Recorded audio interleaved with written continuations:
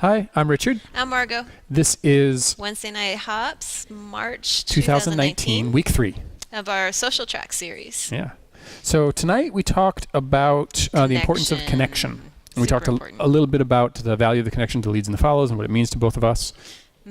And we did a little bit of a exercise where we practiced trying to change the level of energy that we give our partner through our connection. We talked about the idea of level 0, where our arms are nice and relaxed at our sides. If we turn our shoulders, our arms swing.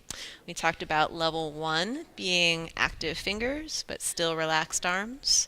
Level 2 is just a little bit higher, kind of like more a steady energy state. in the arm. Yep. Yeah. And then level 3 is an initiation of a move kind of feeling. So it's There's a relax, ready, go. Yeah, that kind of sensation. And then we tried to use them. We did a little exercise where we changed the level of the energy, starting with a 1 and then a 2 and then a 3, a little bit more energy. Yeah.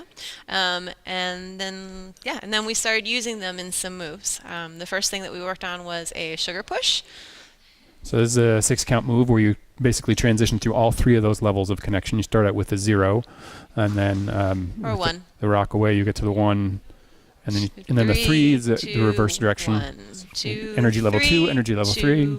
1, 2, 3, 2, 1.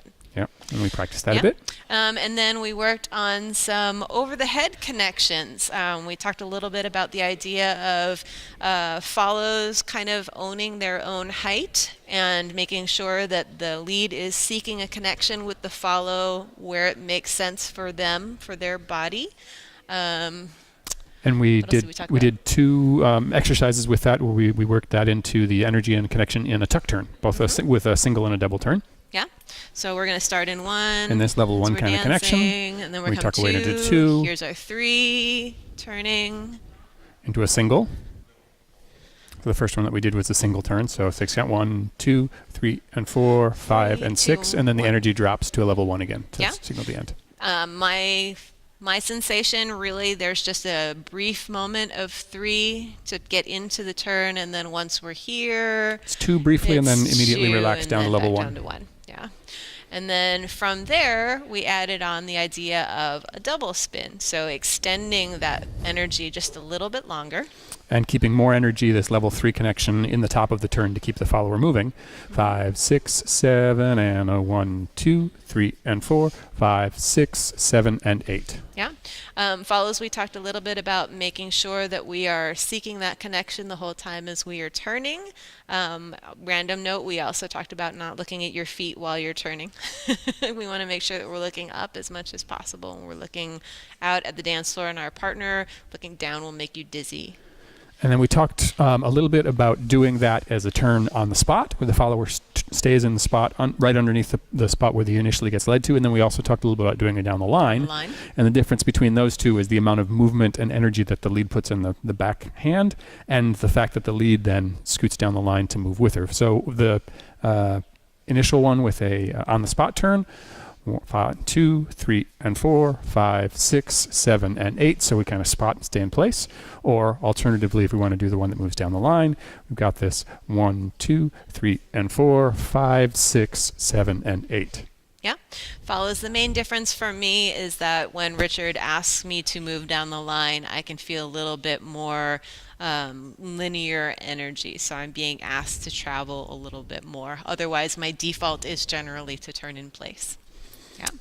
And then we close out the class talking a little bit about the idea of that same level of connection wave on the back. And we worked on an outside free spin. From a swing out.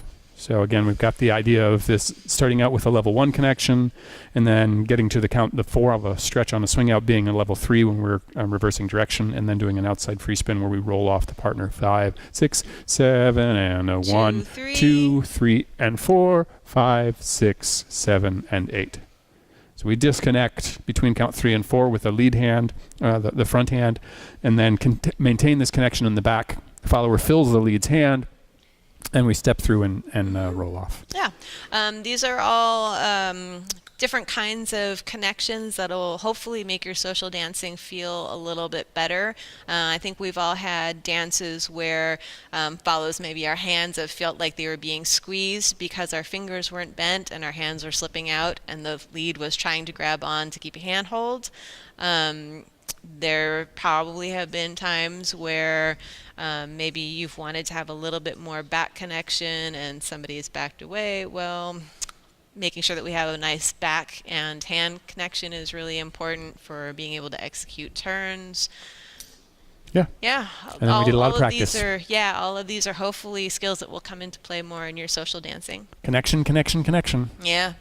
So stick with us, and next week we'll have a totally new topic for you for this Grab Bag Month. See you then.